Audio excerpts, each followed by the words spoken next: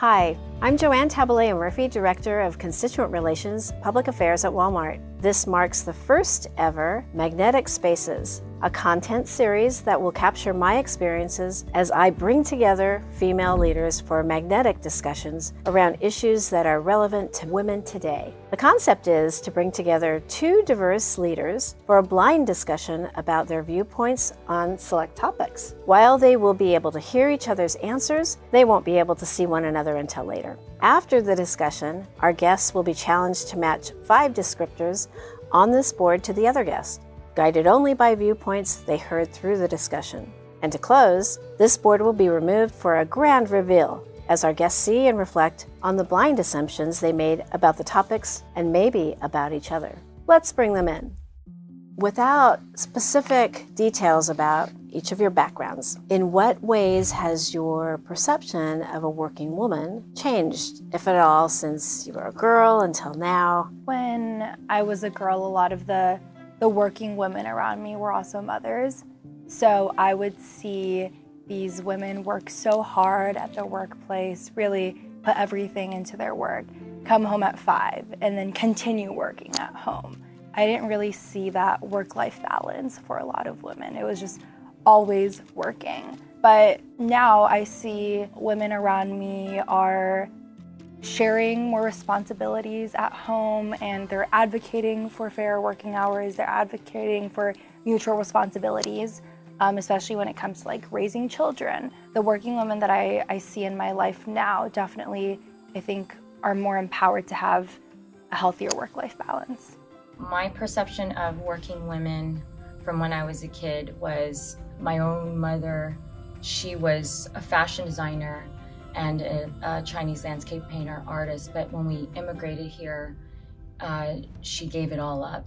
So my early perceptions of women in the workplace was about a lot of sacrifice too, needing to sacrifice their own dreams or goals to have the work-life balance, to manage family. And then I did see some of the roles that are typically more female-dominated, like teaching, nursing.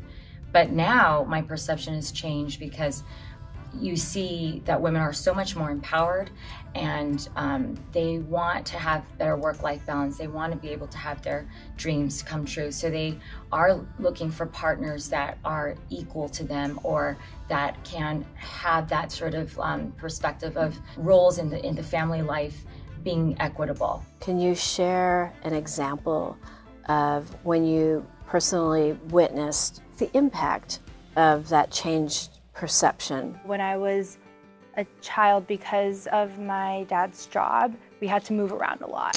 And because of that, my mom would have to give up her career. My mom became more of a stay-at-home mom, even though she would express to me later on that working has always fulfilled her. But now she is working again, and she really likes her job, thinks it's super fulfilling. So I think while in my own household there was kind of that shift of you know, the woman sacrificing a lot to now really being like empowered to do what she wants.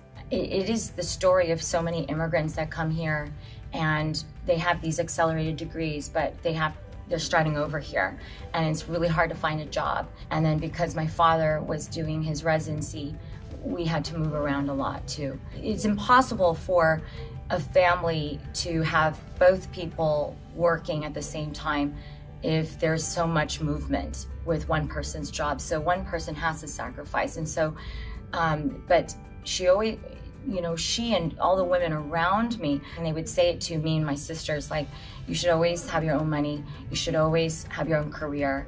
And I look back now and I realize where that came from. It's because they sacrificed so much and they had to. And I'm so grateful for all these like amazing women that taught me what resilience was. But now it's like in their latter part of their life, they're like kind of having a second wind, and I've seen them actually evolve into having new careers. And my mom did that. She went into real estate and she became, you know, an investor, and she reinvented herself.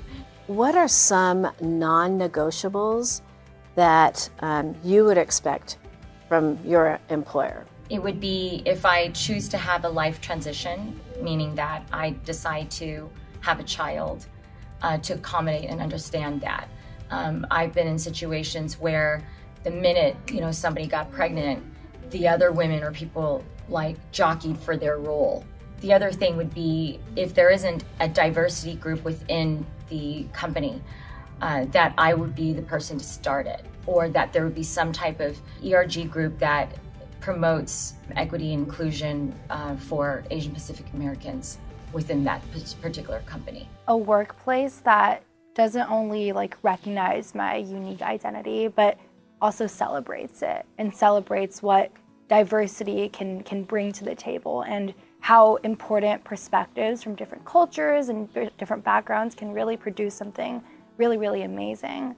Kind of alongside that, it would also be important for my workplace to have, I think, a clear stance on a lot of different social issues, so that, I know that my workplace is standing in solidarity with the causes that I care about, or the causes that directly affect me. What's your purpose in life? My purpose in life is to help people identify what are the challenges that are holding them back internally and also externally, so that when they go out in the world, that they really discover who they really are, what their legacy is in their family, how they can activate it in their lives and then project it into the future. And the activist part of me hopes that the people that I help will also contribute to society to make this world a better place, so that when we leave this world, we leave it like this bright comet, we leave this trail of light, and that it's better for the next generation. I think for the longest time, I was not proud of my identity, or I was always hesitant to show my pride when I finally became comfortable with who I was. So something that I really, really want to bring for other people is to empower them, to encourage them to fulfill their highest potential, and then hopefully that can also have a ripple effect for the people around them. Because once you see one person really step into who they are, I think that inspires other people to do the same as well. The theme of this year's National Convention is heroism. Who is the hero or heroes who inspired you when you were a girl? And who is the hero that more recently that you've perhaps discovered? The one woman who has always inspired everything that I do is my mom. When I moved to the US, I moved without my parents, so I moved with only my brother. And my mom also, worked at the time, so she would take these really long, strenuous trips traveling back from China to the US every couple of months. There was this one time I was going through a breakup, and it was not a good breakup. And as soon as my mom heard about it, she hopped on a plane. Sorry, I might start crying. Every time I think about it, I just get really emotional. But my mom has just always been such an amazing person, not only because of how strong she is, but also her relentless optimism, which I think is something that has really become a mantra in my life as well. For people who have recently inspired me are really the people that I work with, especially in the activism sphere.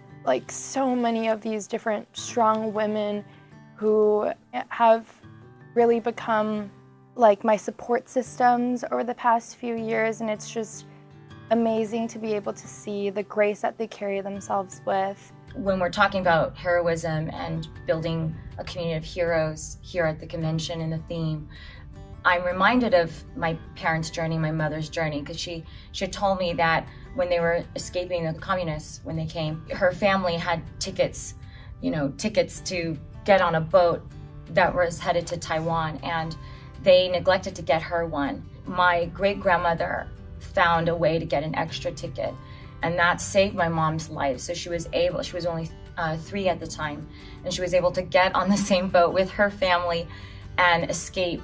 So she was my early symbolism of what a hero means to me because of how far she traveled. And the latter part of my life, the hero has been my father, because when we started our lives in Taiwan and I was born there, he had already established himself as a doctor, but then he had to start all over again in order to be able to practice in the US and start medical school, start residency, do it all over again.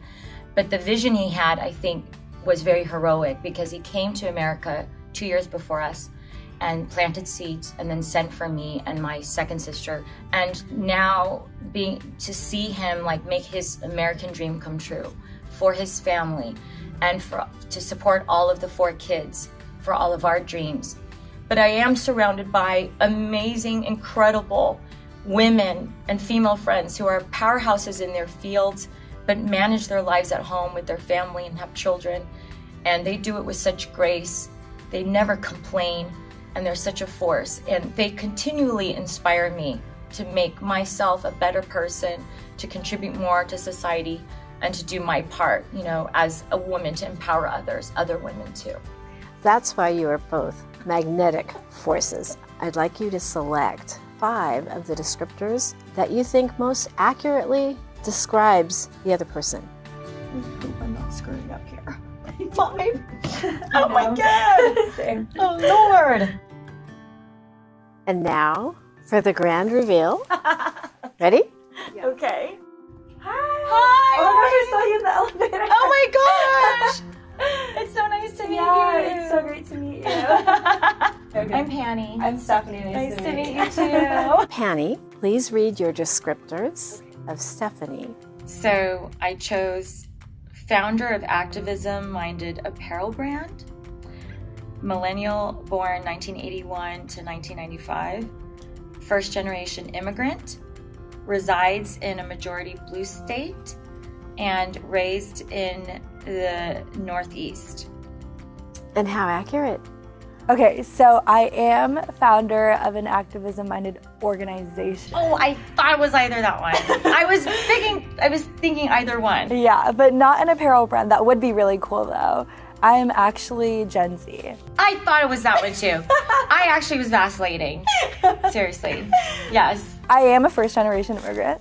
I do reside in a majority blue state. I live in California, and I was raised all over the world a little bit. I spent the first 4 years of my life upstate New York, so I guess that counts.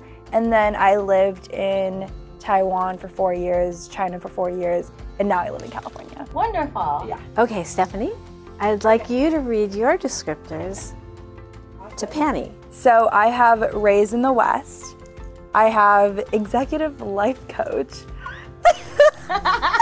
I have millennial, second-generation immigrant, and resides in a majority blue state. I am raised in the West. I was raised in California. I am an executive life coach. I do that. Okay. Kudos. I am so honored that you think I'm a millennial. That is amazing. I'm actually Gen X. Okay. I am a first-generation immigrant. I'm like 1.5. Okay. Yeah, I'm not quite second, but I'm like in between. I do reside in a majority blue state. Yes. Awesome. Yay. Wow, that was amazing. Panney, Stephanie, thank you so much for sharing your spark with us today. We hope that you found this discussion to be as magnetic as the both of you.